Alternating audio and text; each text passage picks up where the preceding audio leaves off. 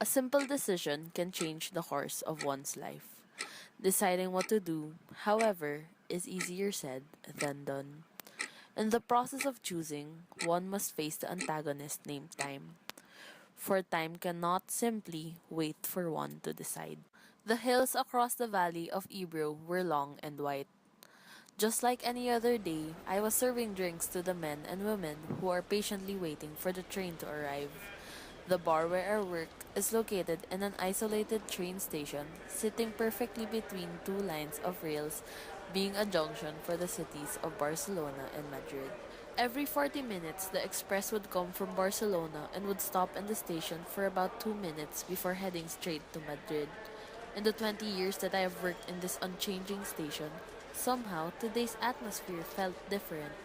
The motionless aura, in addition to the dry and very temperate weather of the station, must have gotten to me as I find myself lost in my furtive past once again. Dos cervezas. I heard a man say as the sound made its way through the string curtain, preventing me from going further into my thoughts. I then stepped out of the doorway and replied, "Big ones?" And when the man confirmed, I brought 2 glasses of beer to an American and a girl who seems just as confused as I was. I then proceeded to walk back into the bar and took the orders from the rest of the customers in the station. Amidst the buzzing noises of the people around me, I found myself once again contemplating on my thoughts. This is all I am good for anyway, I told myself.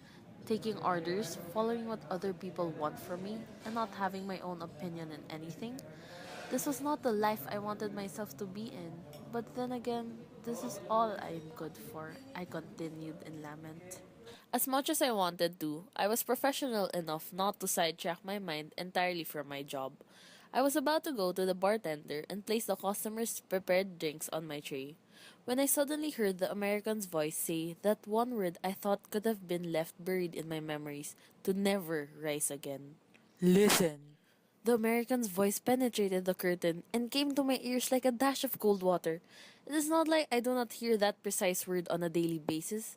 It's just that I was completely caught off guard at how the American pronounced it with a particular tone and accent that made it echo throughout my body. Pulling myself together, I somehow managed myself to come out of the bar and face the couple. 4 reales. We want 2 anís del toros. The American said as he saw me. "Do you want it with water?" I asked with hesitation, and when the American answered, Yes, with water. I immediately got their drinks and served it to them as if it was not just merely a simple request. Listen, listen, listen. The word continued to ring inside my head as I walked back inside the bar. The word started to paralyze me emotionally as if it was being repeatedly said straight to my face every second. I was clearly furious and at the same time in pain. Hearing the word listen made me recall on how arrogant men could be. I could not even fathom how American men can have the slightest audacity to even think that they are dominant and above others. How one's mind can be so obtuse that he cannot even realize the depth of the damage he has done. Maybe it was the scorching heat of the station, but my restrained feelings were no match for my state of consciousness. I zoned off completely and went on to reminisce on my past life, as if I was living in the past once again. I came from a family that was not financially well off. At a young age, I started to sell ceramic jugs in the busy streets of Barcelona as means to help my parents. Through selling, I was able to learn how to communicate with the different types of people I got to meet. At that time, I thought I was already in content until I met him, the American. I fell into his trap and to what I thought love was. Being 15, I would believe every word he said and follow anything he wanted. Before I knew it, I was carrying his child. Listen. The American told me. The two of us will raise this child together and will become a family. That was his promise, a promise that I held on to, and I could not have been more wrong. He stayed with me until I gave birth, but then ran away with my child to Madrid.